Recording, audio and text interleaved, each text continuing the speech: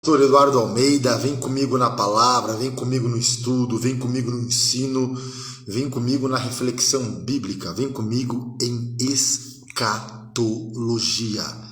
Glória a Deus.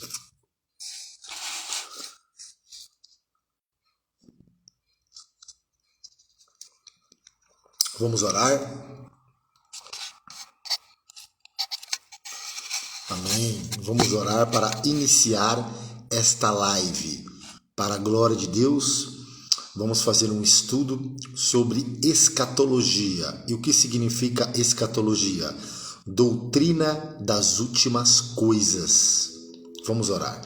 Maravilhoso Deus, eterno Pai, Senhor, perdoa as nossas falhas, nossos pecados. Estamos aqui, Senhor. Abençoa esta aula, meu Pai, este vídeo. Abençoa, meu Pai, em nome do Senhor Jesus. Eu repreendo todo mal. Abençoa, Senhor Jesus. Nos capacita, nos ensina, em nome de Jesus. Abençoa, Pai. Eu te peço a tua presença, o teu auxílio, em nome de Jesus. Amém? Graças a Deus, a paz do Senhor. Estamos estudando escatologia. Amém? A gente estava estudando essa... Estamos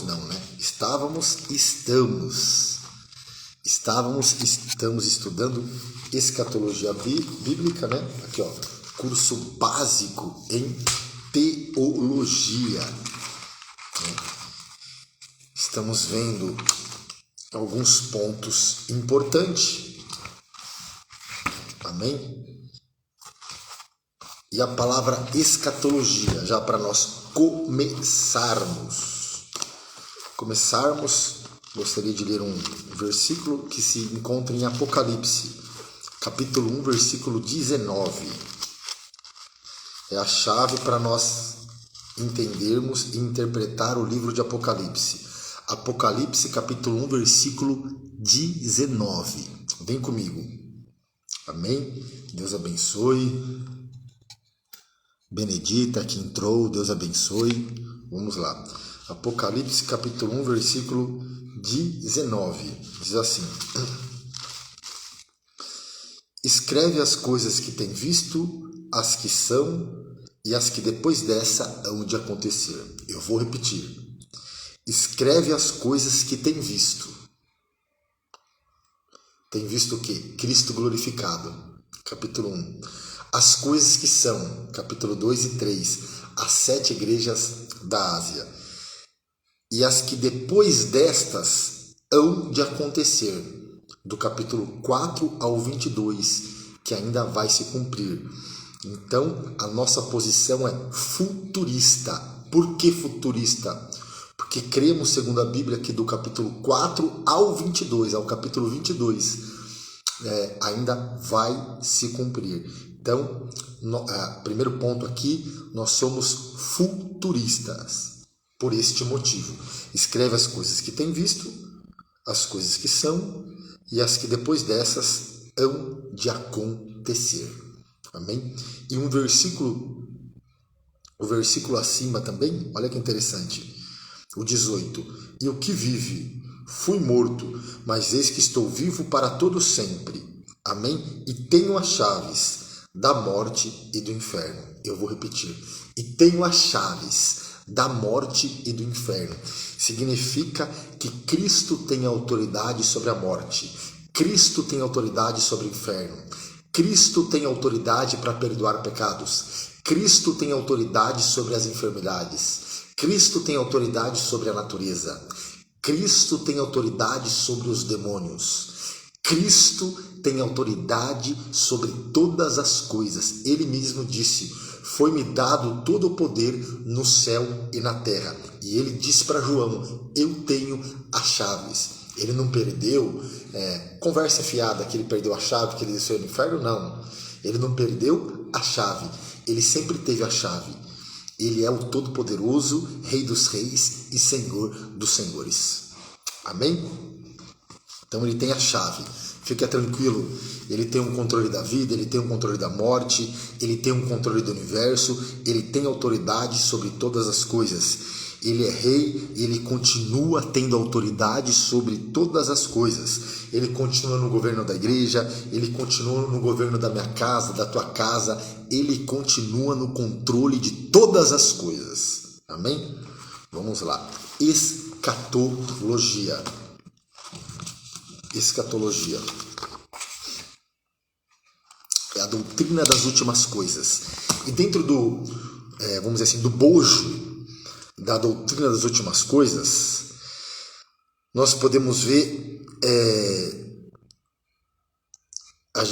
dentro da escatologia, a doutrina das últimas coisas, dentro desse estudo se encontra estudo sobre indicativo do arrebatamento, arrebatamento da igreja, as duas festas no céu, os dois eventos no céu, 7 anos de tribulação, batalha do Armagedon, período milenar, que é literal, batalha de Gog e Magog, que é a última revolta de Satanás, trono branco, o juízo final, que não podemos confundir com o tribunal de Cristo, que é para recompensar os santos, que não tem nada a ver. É outra questão aqui, né?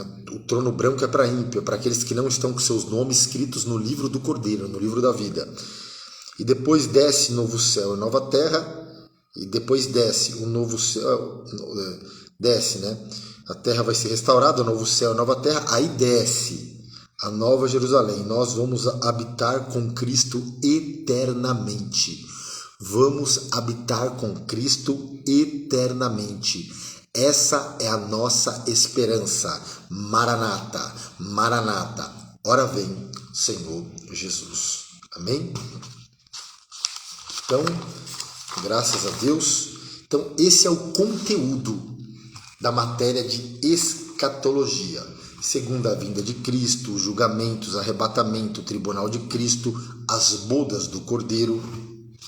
As bodas do Cordeiro, 70 semanas de Daniel, a grande tribulação, os eventos da grande tribulação, as personalidades da grande tribulação, batalha do Armagedon, milênio, morte física.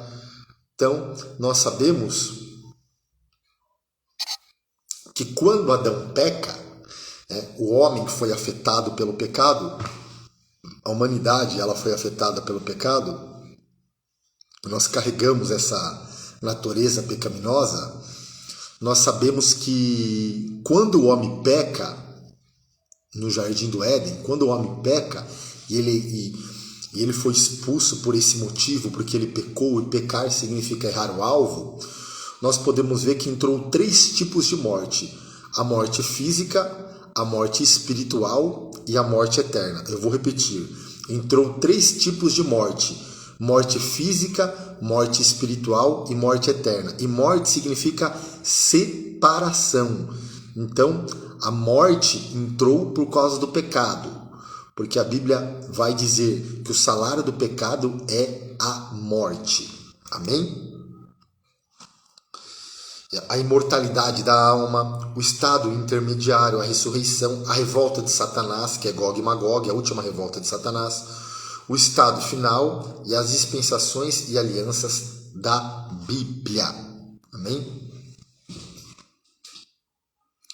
E nós sabemos, segundo o estudioso aqui, Perman, o fato da... Olha só como que é importante essa doutrina. O fato da segunda vinda de Cristo é mencionada mais de 300 vezes. Mais de 300 vezes no Novo Testamento. Então, o fato da segunda vinda de Cristo é mencionada mais de 300 vezes. Então, precisamos estudar escatologia. A Bíblia vai dizer, Oséias 6,3, conheçamos e prossigamos em conhecer o Senhor. Conheçamos e prossigamos em conhecer o Senhor. Amém? Então, é um assunto um pouco polêmico, mas às vezes nós podemos ver que é negligenciado dentro de nossas igrejas. Amém? Introdução. Olha só, pega essa daí. Olha a importância, olha por que devemos estudar escatologia. Por que devemos estudar escatologia? Falando acerca da vinda de Cristo, ela é mencionada mais de 300 vezes na Bíblia. Na Bíblia. Só no Novo Testamento, mais de 300 vezes. Só no Novo Testamento contém 318 referências à volta de Cristo. Uma em cada... 318 referências da volta de Cristo. Em cada 30 versículos, em cada 30 versículos fala desse fato. Então, em cada 30 versículos, um fala desse fato. Somente em 4 cartas não é mencionada a volta de Cristo. São elas: carta aos Gálatas, Filemon, a segunda e a terceira epístola de João. Amém? Escatologia, olha só, já era um assunto presente na igreja primitiva. O autor aos Hebreus, no capítulo 6:5, ele já dizia sobre as virtudes do século futuro. Sobre as virtudes do século futuro. Paulo aos Romanos vai tratar acerca da esperança da adoção, a saber, da redenção do nosso corpo.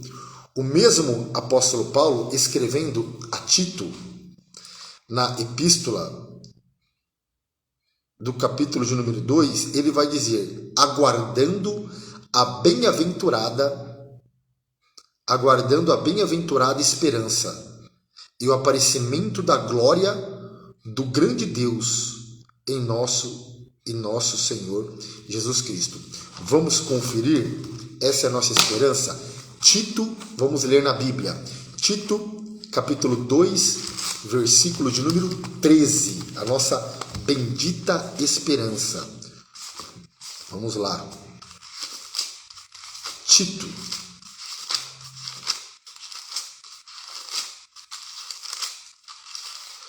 Tito 2,13 diz assim: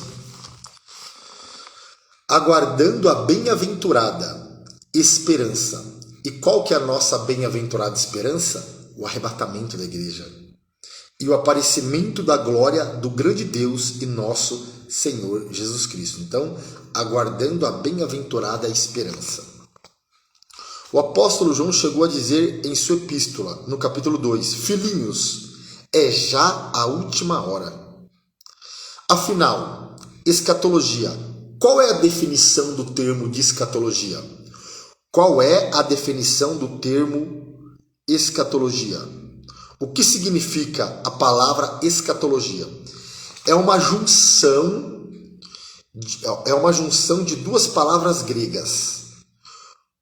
O termo deriva-se do grego scatos,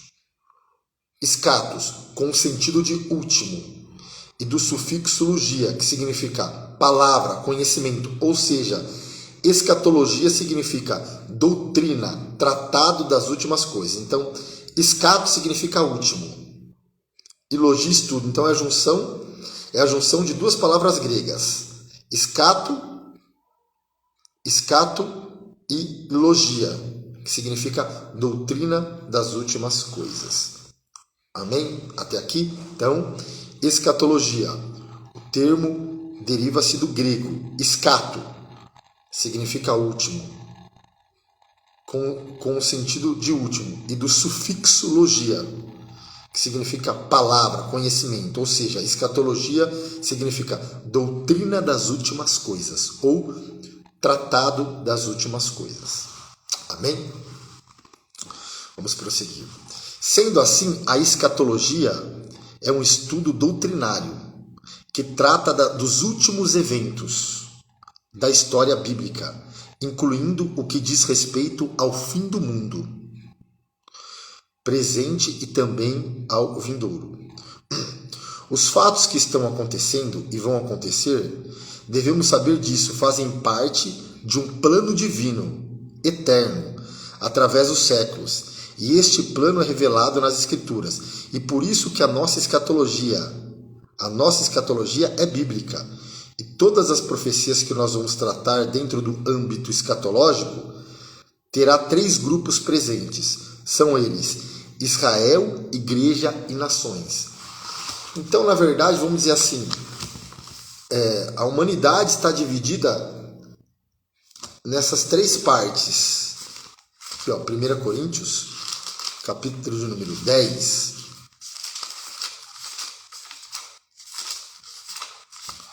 Capítulo de número 10. Aqui, ó. Então, a Bíblia divide, para nós entendermos aqui, a Bíblia divide a humanidade em três povos, certo?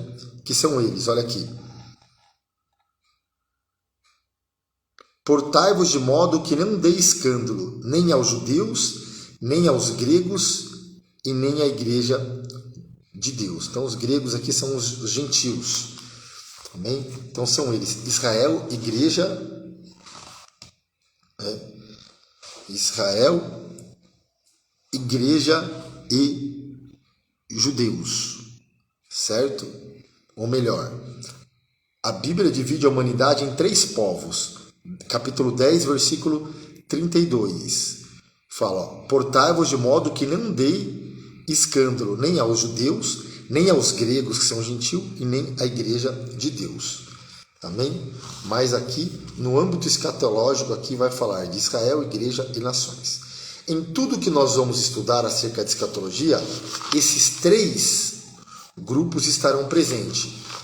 São Israel, igreja e nações. Certo? Por que devemos estudar escatologia?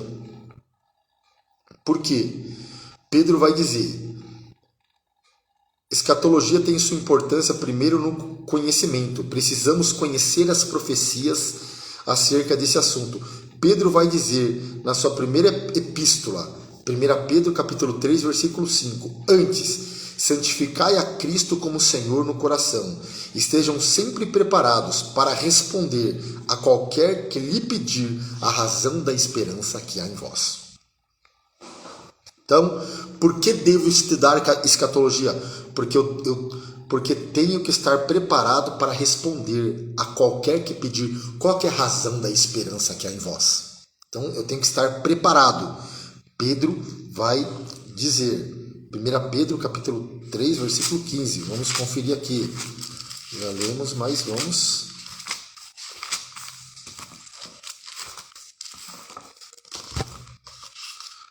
Pedro 3,15, olha aqui, ó. Então, antes santificai a Cristo como Senhor em vosso coração, e estáis sempre preparados para responder com mansidão e temor qualquer que vos pedir a razão da esperança que há em vós. Então, a razão da esperança que há em vós. Qual que é a razão da nossa fé? Qual que é a razão? É a cruz, é a ressurreição de Jesus, é o arrebatamento, é a nova Jerusalém. Essa é a razão da nossa fé. Amém? Então, essa questão do arrebatamento, da volta de Cristo, é mais do que uma tradição. É a razão da esperança que há em nós. É a razão da nossa fé. Amém? Glória a Deus. Segundo ponto, então, primeiro ponto, por que devemos estudar escatologia? Porque precisamos estar preparados para responder a qualquer que nos perguntar qual que é a esperança. Qual que é a esperança que há em vós? Qual que é a razão da esperança que há em vós? Então precisamos estar preparados. Segundo, porque traz consolo. Olha aqui. Segundo ponto, a escatologia nos traz consolo. Em 1 Tessalonicenses capítulo 4, versículo 18, não só nós, olha o que Paulo vai dizer, não só nós, mas também a igreja de Tessalônica. Quando Paulo escreve sua primeira epístola aos Tessalonicenses, no capítulo 4, versículo 18, ele diz, quer consolar o irmão? Fale que Jesus a qualquer momento virá. Portanto, consolai-vos uns aos outros com essas palavras. Então, é um estudo consolador. É um estudo consolador. Quais são essas palavras? É uma regra básica da hermenêutica. Analisar o contexto do conteúdo. Paulo estava tratando acerca do arrebatamento da igreja. E depois ele diz: consolai-vos uns aos outros com essa palavra. E o que traz consolo? O que traz consolo? É falar acerca do arrebatamento da igreja, que Cristo vai voltar. Então, Paulo lhe diz: então, por que devo estudar escatologia? Porque traz consolo para a minha alma, para a tua alma, para o nosso coração. Traz consolo. Saber que aqueles que morreram em Cristo estão no paraíso e conscientes. Isso nos traz consolo. Olha aqui, ó. Portanto, consolai-vos uns aos outros com estas palavras. Então, é um estudo consolador. É um estudo consolador. E nós sabemos também que Deus está no controle das nações. Olha só. Quando nós estudamos escatologia bíblica, nós aprendemos algo. Que Deus está no controle de tudo. Amém? Repita comigo assim, ó. Deus está no controle de tudo. Então, quando estudamos escatologia e analisamos as profecias, nós aprendemos que Deus está no controle de todas as coisas. Vamos lá. Daniel capítulo 2, versículo 21.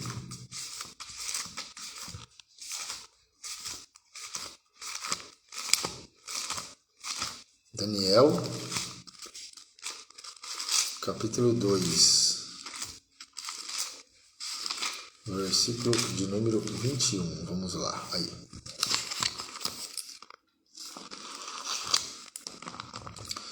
Ele muda os tempos e as horas. Ele remove os reis e estabelece os reis. Ele dá sabedoria ao sábio e ciência aos entendidos. Vou repetir de novo. Ele muda os tempos e as horas. Ele remove os reis e estabelece os reis. Ele dá sabedoria aos sábios e ciência aos entendidos. Olha, então Deus está no controle das nações. Ele muda os tempos e as horas. Amém? Em uma batalha conhecida como a Batalha de Carquemis, a Babilônia ela marchou rumo a essa batalha. Ela marchou rumo a essa batalha. A Babilônia, neste momento, vence o Egito e também vence a Síria. Nabucodonosor se torna um proeminente monarca das Escrituras. A Batalha de Carquemis foi travada por volta de 65 a.C., entre os exércitos do Egito. Olha só. E a Babilônia, a maior potência mundial em seu tempo, no ano de 605, a Babilônia, com Nabucodonosor, invade Judá e leva a classe nobre de Judá no ano 605 a.C. Dentro da classe nobre está 4 jovens: Daniel, Misael, Ananias e Azarias. Quando eles chegaram na Babilônia, eles foram levados ao palácio de Nabucodonosor. Trocaram o nome desses jovens. Olha só, trocaram o nome desses jovens. Trocaram as vestes desses jovens. Trocaram também o alimento desses jovens. O que Nabucodonosor não conseguiu trocar e mudar foi o caráter de Daniel, foi o caráter de Misael, foi o caráter de Ananias e o caráter de Azarias. Eles estavam na Babilônia, mas a Babilônia não estava no seu coração. Eles estavam em um ambiente corrupto. Eles estavam em um ambiente imoral, mas eles não perderam a sua essência. Então, o ambiente que eles estavam não mudaram o que eles tinham por dentro. O ambiente que eles estavam na Babilônia, o ambiente que eles estavam, não mudaram o que eles tinham por dentro. E foi em uma noite, dentro do seu quarto, em seu palácio, Nabucodonosor teve um sonho. E esse sonho, ele sonha com uma estátua. E ele não sabia qual era a interpretação e o que esse sonho queria se revelar para este monarca. O mesmo convidou todos os astrólogos, magos e adivinhos do seu tempo e pediu para Arioque que dissesse a eles pedirem os seus deuses que revelasse o sonho de Nabucodonosor e interpretasse o sonho. Quer dizer, tinha que revelar o sonho e a interpretação. E para interpretar sonho e revelar, astrólogo, adivinhos e magos não são capazes. Somente aquele que tem a revelação do Deus de Israel. Quem é esse jovem? Daniel. Olha só. O mesmo se encontrava orando, e ele pede a Deus que revele a ele a interpretação e o que Nabucodonosor havia sonhado. Arioque chama Daniel, e o mesmo vai até o palácio. Quando o mesmo se encontra na frente do monarca Nabucodonosor, ele diz: Tu sonhaste com uma estátua, onde a cabeça dela é de ouro. O seu peito e os seus braços são de prata, e o seu tórax, ele é de bronze, e as suas pernas e seus pés são de ferro e de barro. A interpretação do sonho era a seguinte: Daniel disse, o ouro, a cabeça de ouro, é o reinado. Aqui ele fala de 3 impérios. 3 impérios. Ó, a cabeça de ouro é o reinado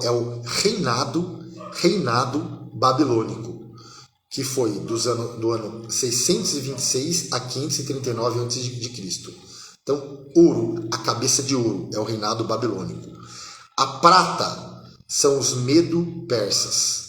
O bronze, o império grego. Né? O Império Grego é a Grécia de Alexandre o Grande, filho de Felipe o Macedônio.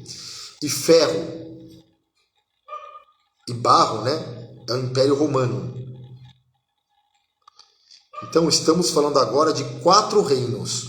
Qual era a interpretação e a revelação desses reinos? Então Nabucodonosor tem um sonho, Daniel revela o sonho e ainda dá a interpretação deles. Amém? E qual que é o sonho? Nabucodonosor sonhou com uma estátua, cabeça de ouro,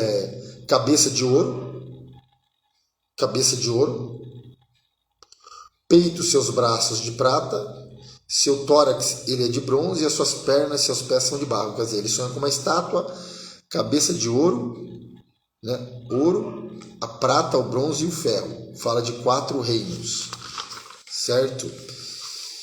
E o que o reinado, e a revelação é o seguinte, que o reinado inferior, ele iria dominar o reinado superior. A prata iria dominar o ouro. E o que isso significa? Os medo-persas iriam dominar a Babilônia. E depois o bronze iria dominar a prata. A Grécia iria dominar os medo-persas. E por fim, o barro, junto com o ferro, que é Roma, que iria dominar o bronze, que era a Grécia, de Alexandre o Grande. A pergunta que nós devemos fazer é: como que Deus está no controle de todas essas nações? Vamos ver. Às vezes nós não entendemos o momento, né? Abacuque também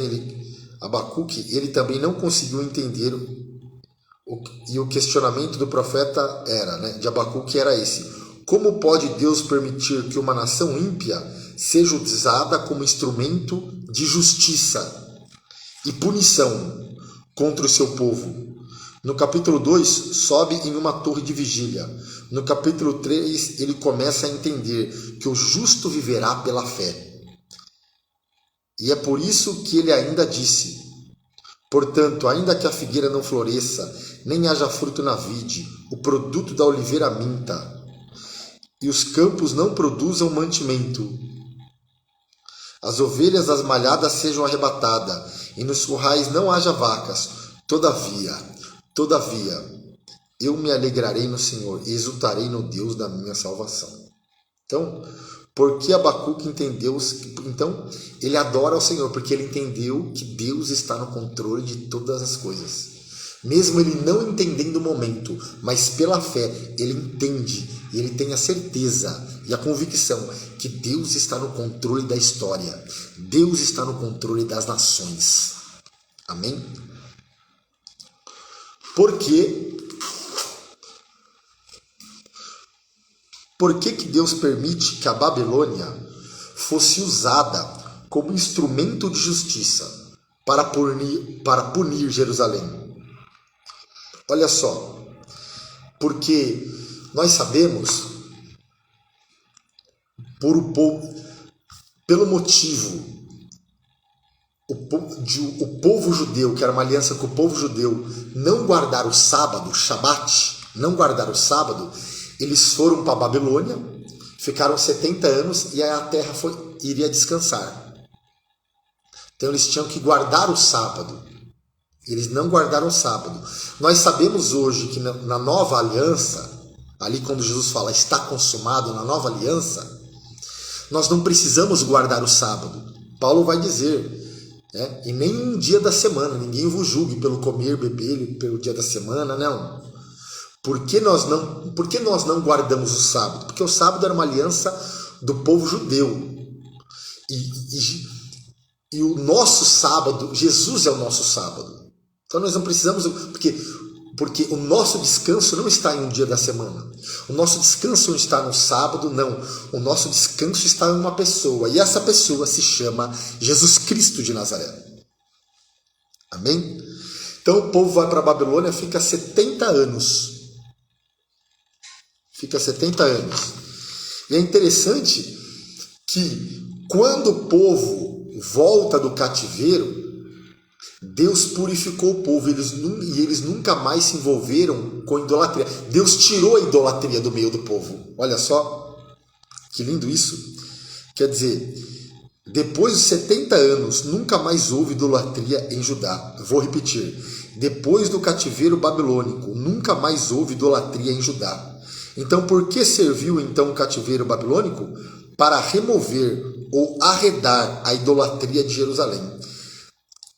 E assim, tudo isso estava dentro de um plano estabelecido por Deus para a vinda do Senhor Jesus na plenitude dos tempos, em Gálatas 4, capítulo 4, versículo 4. Amém? Então, olha só, mas foi em uma noite que Belsassar fazia uma festa com muita orgia. Está lá em Daniel capítulo 5. Música do mundo, bebendo nos utensílios sagrados no templo. Foi que aí a ira do Senhor se acendeu e uma mão entrou na festa.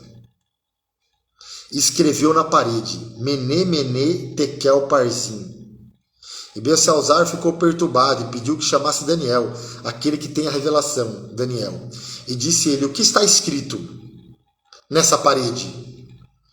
A interpretação é essa: o teu reino será dividido, e você foste encontrado em falta na balança, Belsassar. Entendeu que seu reino seria dividido. Exatamente naquela noite, Dário daria os 70 anos da profecia de Jeremias. E como que Deus fala se cumpre. E nenhuma das profecias que Deus profetizou caiu por terra naquela mesma noite. Dário e Círio e os reis dos Medos e dos Persas invadiram a Babilônia e os muros enormes da Babilônia.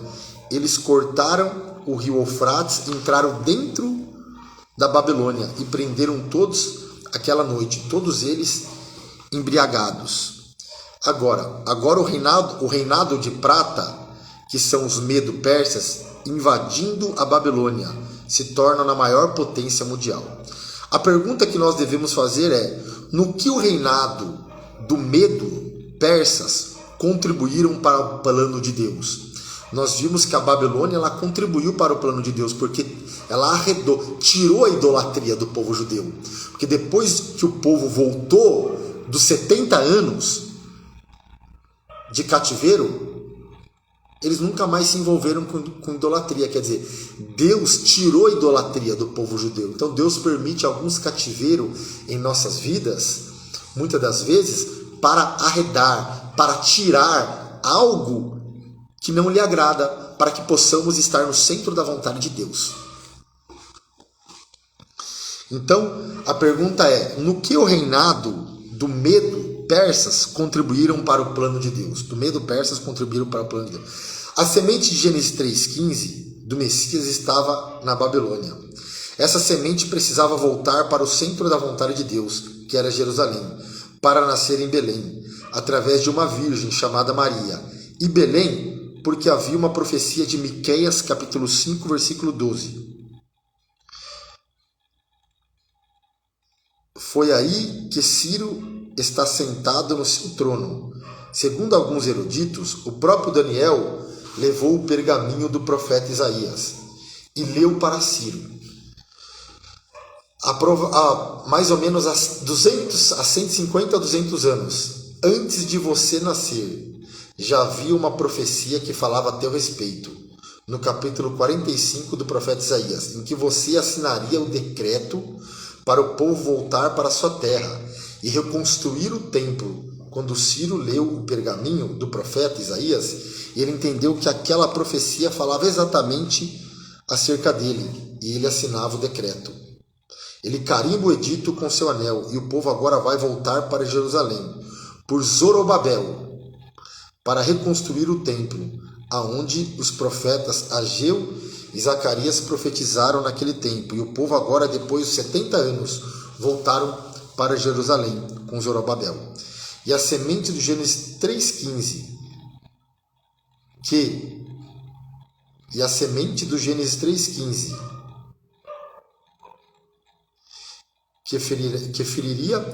que vai ferir a cabeça da serpente, que é Satanás, estaria exatamente dentro do plano da vontade de Deus, que era Jerusalém. Então nós podemos ver como que Deus está no controle de todas as coisas. Então nós podemos ver que o reinado da Babilônia contribuiu para o plano de Deus. O reinado dos medos persas contribuíram para o plano de Deus. O reinado agora de Alexandre o Grande também contribuiu para o reino de Deus. A pergunta que é feita agora é: o reinado de bronze de Alexandre o Grande dominou o Medo-Persas, que é o reinado de prata, no qual Alexandre o Grande contribuiu para a vinda do Senhor Jesus Cristo. O reinado de Alexandre o Grande, ele tem como mentor Aristóteles, o filósofo. Então nós podemos ver aqui, olha só, que Alexandre o Grande, vem a parte os gregos, se você conseguir implantar o helenismo grego, a cultura e a língua grega em todos os povos que você dominar, será mais fácil destes povos serem servos da Grécia. Alexandre o Grande entendeu isso e ele fez exatamente como Aristóteles havia dito que ele fizesse. Todos os povos agora, circunvizinhos da Grécia, aprenderam o grego. Alexandre o Grande assim pensava que estava fazendo isso segundo o propósito do seu coração, mas ele estava simplesmente contribuindo diretamente para o plano de Deus. Quando Jesus ele ressuscitou, ele fica por um período de 40 dias com os discípulos ressurreto, ele sobe a súbito ao céu, ele deixou uma promessa embasada, e uma ordem: ficar em Jerusalém até que do alto seja revestido de poder. Depois vocês saem para testemunhar na Judéia e Samaria até os confins da terra. Quando eles saíram para pregar na Judéia e Samaria, para pregar aos confins da terra, precisava pregar em grego, porque todos conheciam a língua grega. O apóstolo Paulo foi este que pregou em grego, porque Alexandre o Grande contribuiu com o helenismo, sendo assim. Amém? Então nós vimos aqui a estátua, que Nabucodonosor teve um sonho, o ouro, a Babilônia, a prata, o Medo Persa, o bronze, a Grécia de Alexandre o Grande, nem o ferro da estátua junto com barro e Roma. É Roma, Então, nós podemos ver aqui, quando nós lemos Apocalipse capítulo 1, versículo 19, escreve as coisas que são, Escreve as coisas que tem visto, escreve as coisas que são e escreve as coisas que depois dessas hão de acontecer. Então nós somos futuristas. Mas nós podemos ver que há algumas interpretações. Quando nós estudamos o livro de Apocalipse, nós precisamos entender os métodos de interpretação do livro do Apocalipse. Nós temos 4 métodos de interpretação. O nosso é futurista, já quero adiantar. Mas nós temos 4 métodos, nós temos 4 métodos de interpretação. O primeiro deles, o primeiro método, a primeira escola é o preterista. É o preterista, as 4 escolas são preterista, historicista, idealista e futurista. Nós somos futurista. Amém? Então vamos aqui, ó. O primeiro método de interpretação é o preterista. O primeiro deles é o preterista.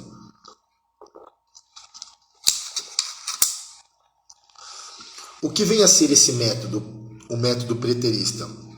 Considera o contexto histórico da interpretação de Apocalipse.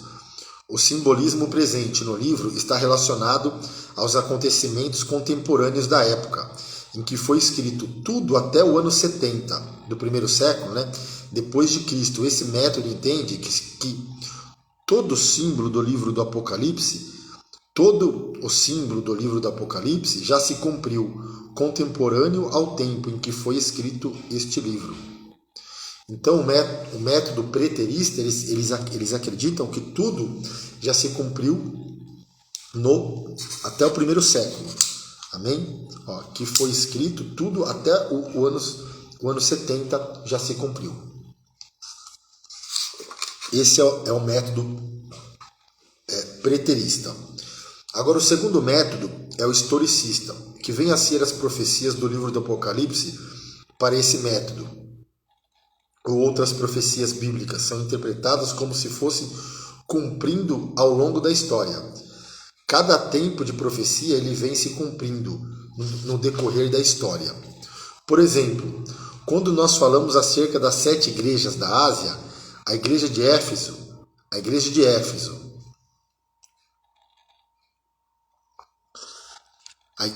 eles entendem que a igreja de Éfeso, a igreja de Esmirna, cada igreja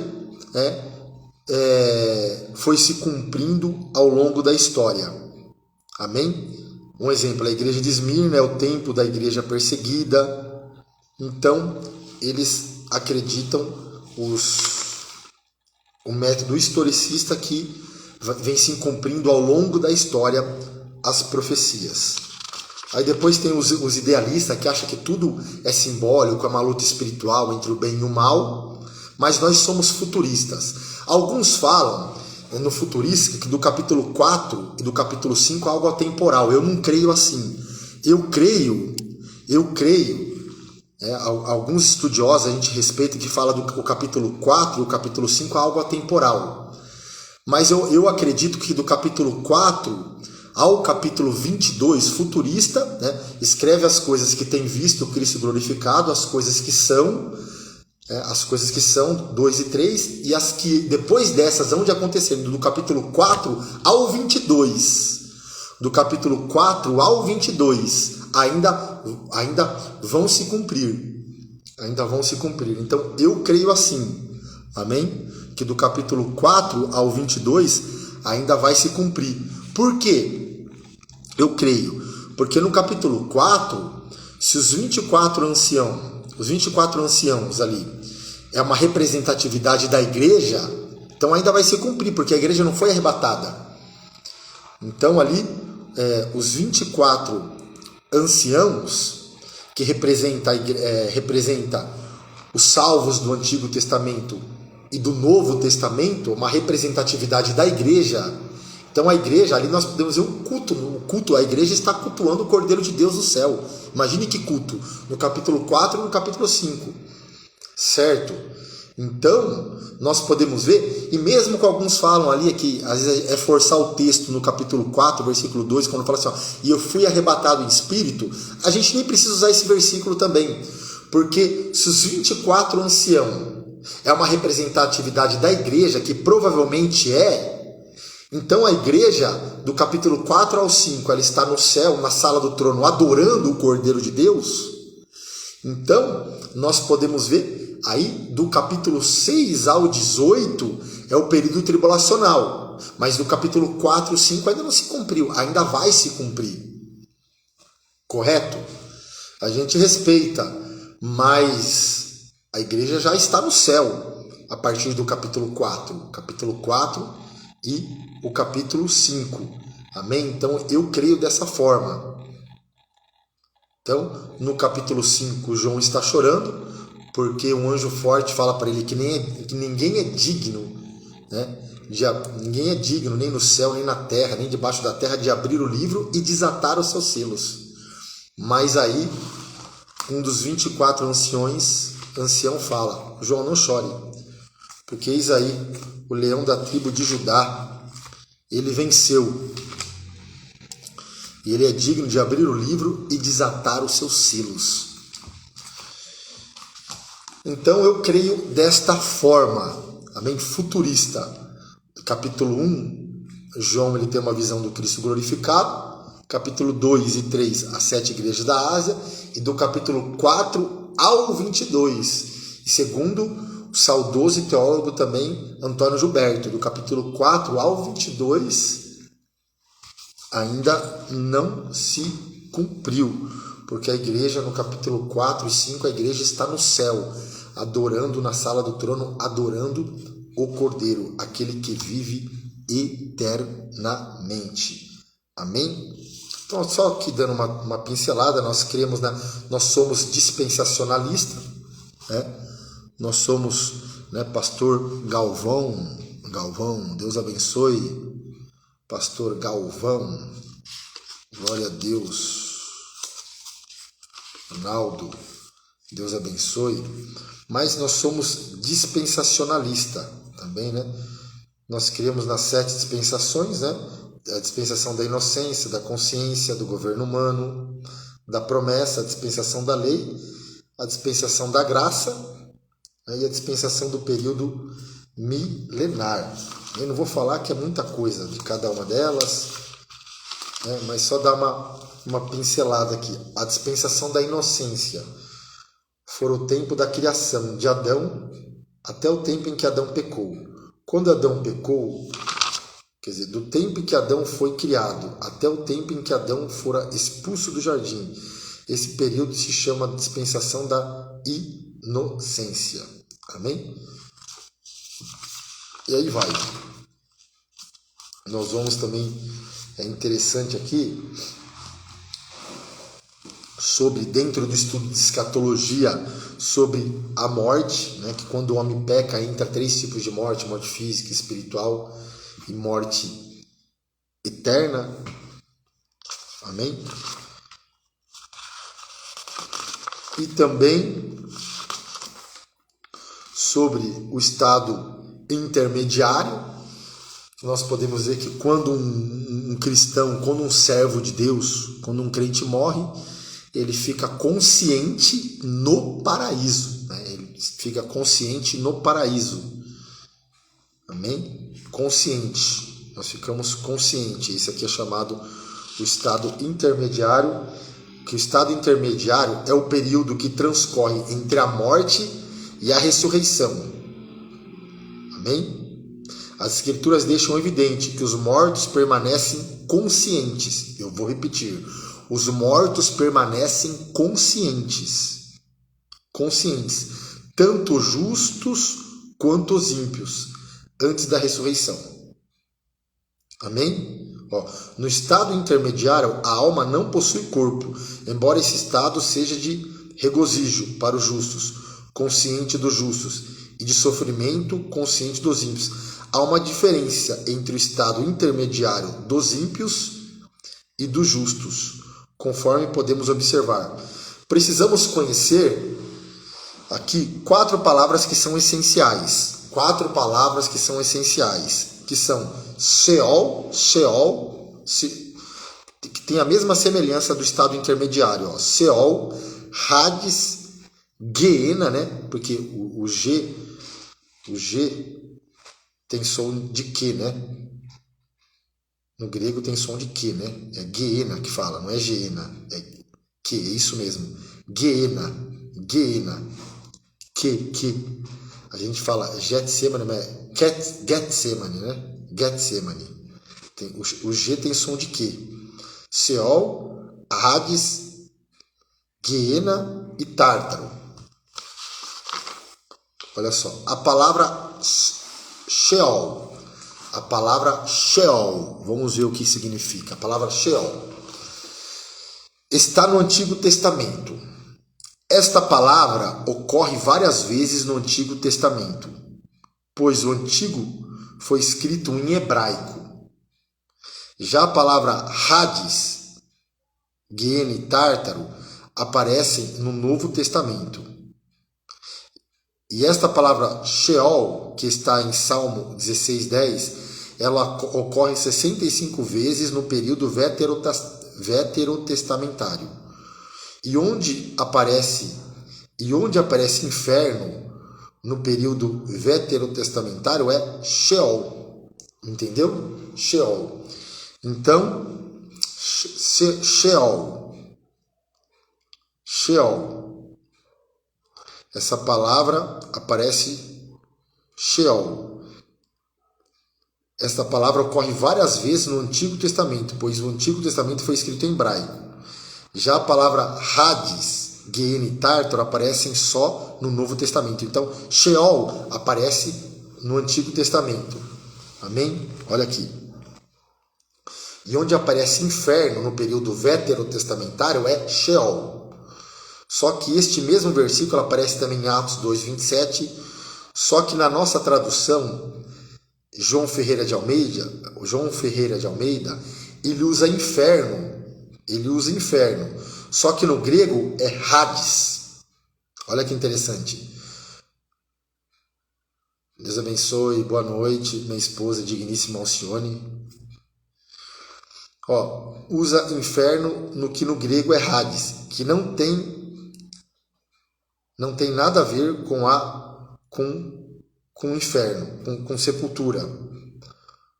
Só que os adventistas do sétimo dia, os kardecistas e também os testemunhos de Jeová, eles usam as palavras Sheol, que a mesma significa sepultura. Nada tem a ver com Sheol, com sepultura. Até mesmo porque quando usa a palavra sepultura no hebraico, usa a palavra keber no Novo Testamento para sepultura. Não se usa Hades, e sim Menion.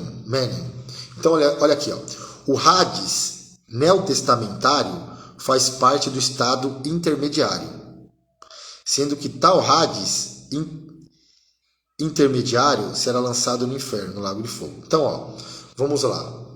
Sheol tem a mesma semelhança que a palavra Hades. Eu vou repetir. Sheol tem a mesma semelhança que a palavra Hades, que nada tem a ver com sepultura, e sim significa um estado intermediário. Então, vamos lá. Eu vou repetir de novo que isso aqui é importante. Sheol tem a mesma semelhança que a palavra Hades, que nada tem a ver com sepultura, e sim significa um estado intermediário. Amém?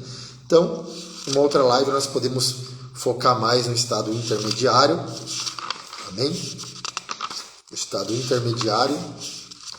Somos pré-tribulacionista. Esta posição ensina que a igreja será tirada antes de iniciar a tribulação. Essa interpretação é atualmente a mais aceita e que melhor se ajusta ao contexto profético das Escrituras. Escreve as coisas que tem visto, as coisas que são e as que depois dessas hão de acontecer. Amém? Então nós cremos, nós somos futuristas e pré-tribulacionistas. Amém? E arminianos ainda. Amém? E pentecostais. Glória a Deus. Somos crentes pentecostais, arminianos, pré-tribulacionistas e futuristas. Amém? Glória a Deus.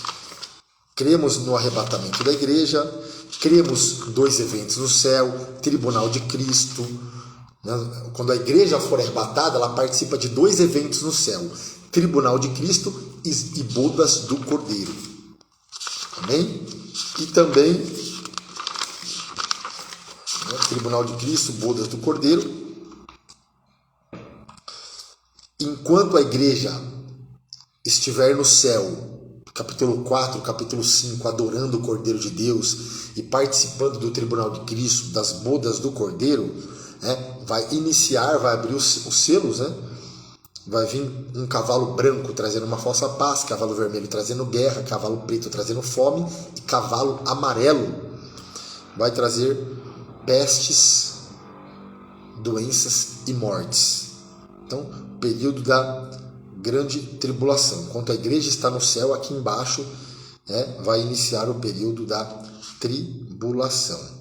Então, alguns aspectos da grande tribulação. Ocorrerá logo após o arrebatamento da igreja, 2 Tessalonicenses capítulo 2, do 1 ao 4, passará por 7 anos, será o período do derramamento da ira divina. Então, o período da tribulação será o derramamento da ira divina. Será um período de vingança do Senhor, Lucas 4,19.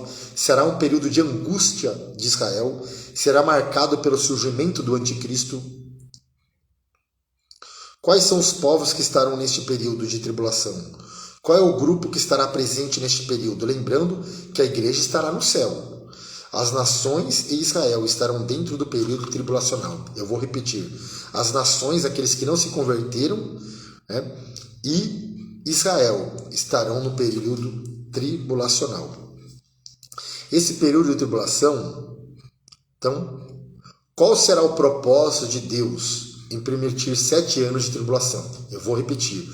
Qual será o propósito de Deus em permitir 7 anos de tribulação? Primeiro, preparar Israel para a vinda do Messias, converter os judeus para cumprir as alianças eternas. Terceiro, derramar juízo sobre as nações descrentes e promover a conversão da nação de Israel ao Messias. Neste período de grande sofrimento para a nação de Israel, uma multidão de judeus será convertida ao Senhor Jesus. Castigar os ímpios, desmascarar Satanás, o anticristo e o falso profeta, e muita coisa.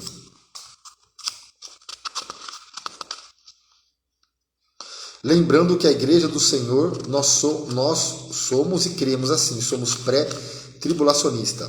A doutrina pré-tribulacionista defende a tese de que a igreja de Cristo será arrebatada da terra antes que se inicie o período de grande tribulação. E interpretam as profecias bíblicas de forma literal e tem grande base no dispensacionalismo, a dispensação. Crê que Israel e a igreja são 2 grupos distintos, havendo um plano de Deus exclusivo tanto para Israel como para a igreja, e que a grande tribulação é uma dispensação onde Deus tem como objetivo trabalhar com Israel e não com a igreja, que já teve seu período de salvação na dispensação da graça. Por que a igreja de Cristo é isenta desse período de tribulação? Por que a igreja de Cristo é isenta desse período de tribulação? Por quê? Ela vai ser arrebatada antes. 2 Tessalonicenses capítulo 2, versículo 3, dos 6 e 8. Ela é a luz do mundo e não pode ficar nas trevas.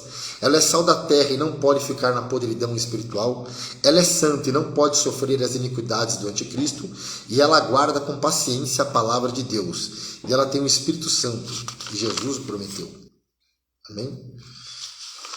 As personalidades da grande tribulação, que é o anticristo, o falso profeta, as 2 testemunhas, os 144.000.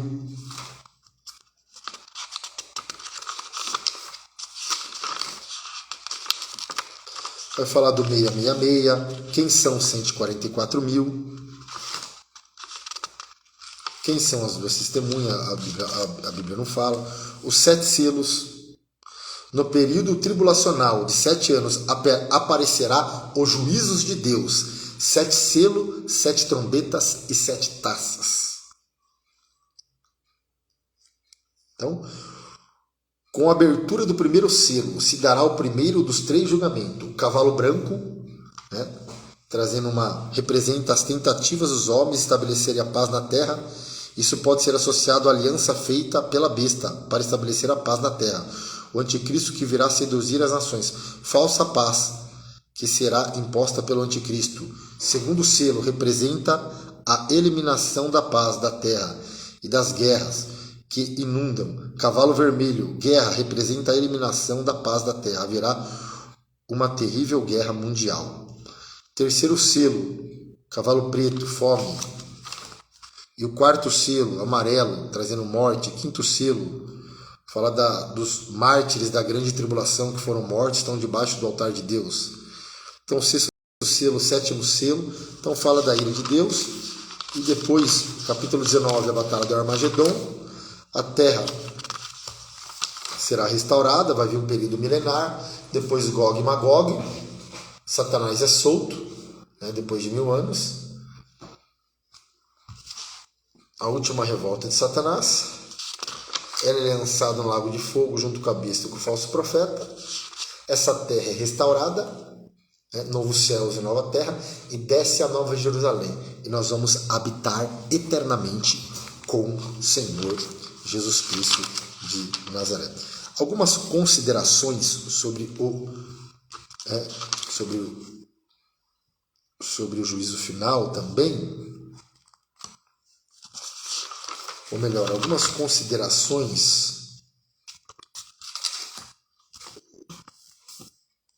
sobre a nova Jerusalém. Nós podemos ver aqui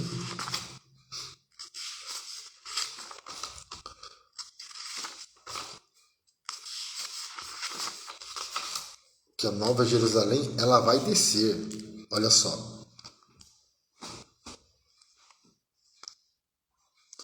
Lembrando, todos os que morreram na impiedade, de Adão até a batalha de Gog e Magog, terão que participar do juízo final e serão lançados no lago de fogo.